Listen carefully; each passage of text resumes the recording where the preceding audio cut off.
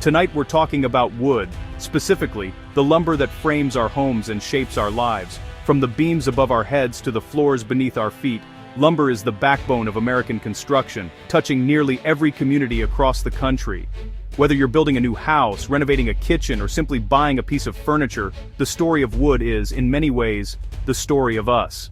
A fierce trade dispute, reignited by the Trump administration, is sending shockwaves through the American economy. The ripple effects are being felt from Wall Street to Main Street, as the cost of essential building materials surges and uncertainty looms over the housing market. The price of a 2x4, the cost of a new home, and the fate of thousands of businesses are all at stake.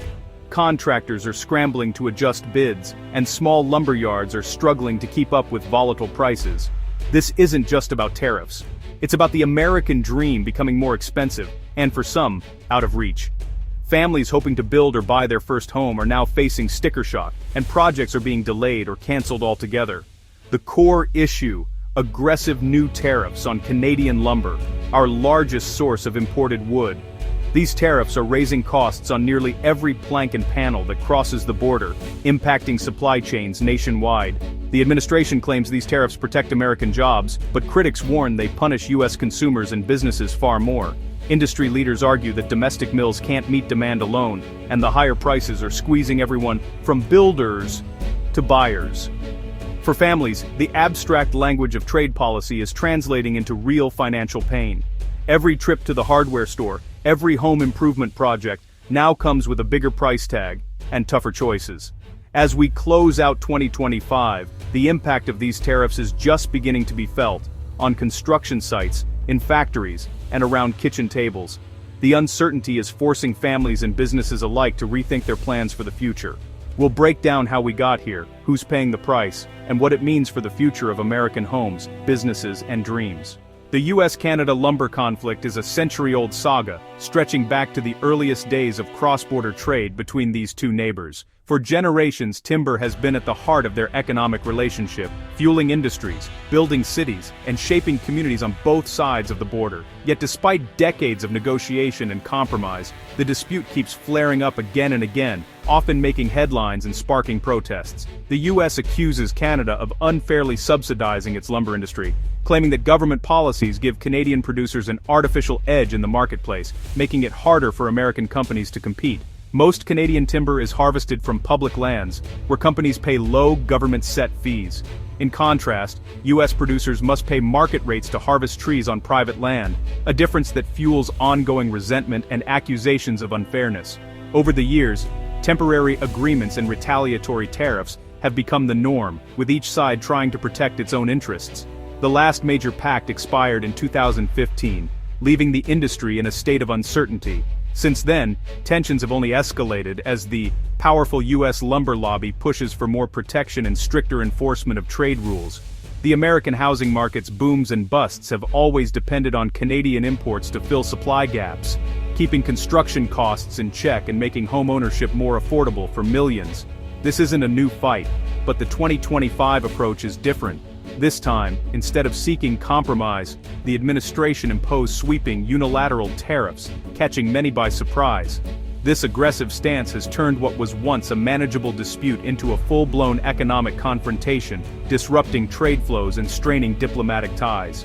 The consequences now reach far beyond sawmills, right into the wallets of American families, as higher lumber prices drive up the cost of everything from new homes to simple renovations.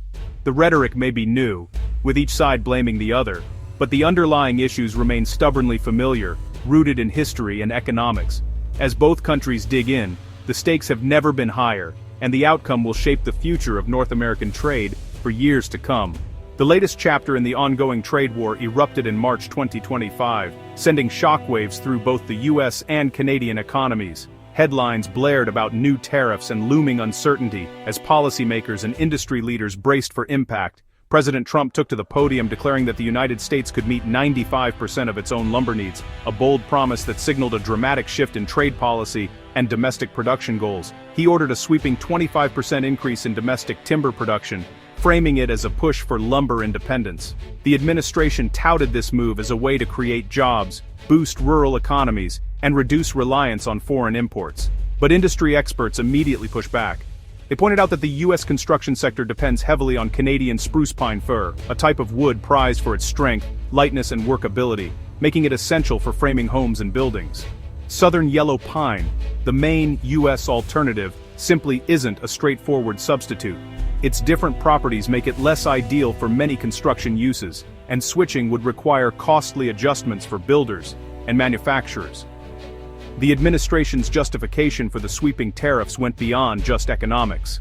Officials cited Canada's recent recognition of Palestine and raised controversial, largely unsubstantiated claims of drug trafficking across the border, further straining diplomatic ties. A hefty 35% tariff on Canadian lumber and related goods was announced. But almost immediately, the U.S. Court of International Trade stepped in, questioning the legality and fairness of such a sweeping measure. Despite these legal setbacks and mounting criticism, the White House pressed forward, betting that strong political will could reshape the North American lumber market and force a new era of self-sufficiency. This was a high-stakes gamble, pitting political ambition against decades of established supply chains and the practical needs of the U.S. construction sector, which relies on steady, affordable lumber supplies. The result? Home buyers and small businesses across America are now facing higher costs, delays, and growing uncertainty as prices for building materials soar. The administration's bold rhetoric ignored the complex realities of the market, and now, ordinary Americans are paying the price. For many, Trump's 2025 gamble has backfired, leaving the dream of affordable homeownership further out of reach. The trade offensive against Canada escalated rapidly in 2025. July 31st, a sweeping 35% tariff on Canadian imports shocked businesses on both sides of the border. September, the administration doubled down, adding a 10% tariff on Canadian softwood lumber, pushing total duties above 45%. October, tariffs expanded to finished goods, kitchen cabinets, vanities and furniture, set to rise even higher in 2026. The result? Price hikes for builders, remodelers, and anyone furnishing a home. Businesses are left scrambling, unable to plan for the future amid constant policy shifts. Instability is now the cost of doing business. Despite talk of self-sufficiency, the U.S. has long depended on Canadian lumber. America imports 25–40% of its softwood lumber, and 80–90% of that comes from Canada. In 2024, the U.S. imported 12 billion board feet from Canada, enough to frame 800,000 homes. Domestic forests can't fill the gap. The right species and sawmill capacity just aren't there. States like Maine, with deep logging routes, still rely heavily on Canadian imports. Tariffs threaten billions in cross-border trade and jobs in fragile sectors. Building new sawmills or growing the right trees takes years. Tariffs can't change that overnight. The numbers are clear. America needs Canadian lumber. A trade war won't change that reality. The pain from tariffs spreads far beyond lumber yards. Housing costs are rising fast. Lumber prices were already up 17% before the latest tariffs. A 20% lumber price hike adds thousands to the cost of a new home, pricing out first-time buyers. Builders must choose, absorb costs, or pass them to consumers. Tariffs on finished wood products mean higher prices for renovations and furniture. These costs hit middle and lower income families hardest, making homeownership and basic furnishings less affordable. The policy meant to protect industry is making life more expensive for everyone. In this trade war, the losers far outnumber the winners. American consumers and home builders face higher prices and shrinking opportunities. Small businesses, lacking bargaining power, are especially vulnerable, forced to raise prices or risk closure. The only clear winners, a handful of large U.S. lumber producers, now shielded from Canadian competition and able to charge more. But even they can't fully replace Canadian supply, so their gains are limited. The broader economy suffers. Industries are forced to use more expensive or less suitable materials, fueling inflation. The policy damages U.S.-Canada relations and discourages investment. It's a classic case of concentrated benefits for a few, widespread costs for the many.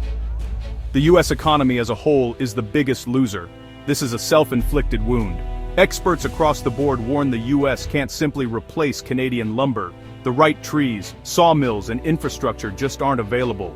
Tariffs are a blunt tool that ignore these realities and drive up costs for everyone.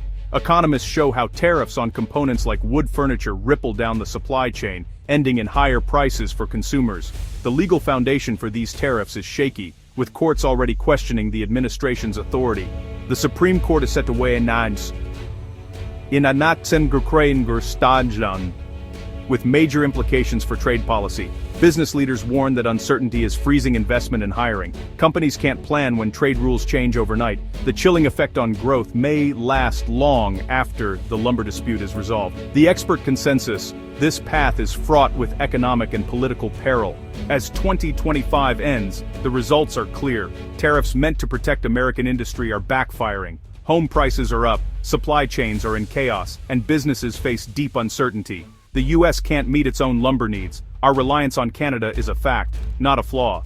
Tariffs have enriched a few big producers but taxed millions of families and businesses. This is more than economics. It's a political question about the purpose of trade policy.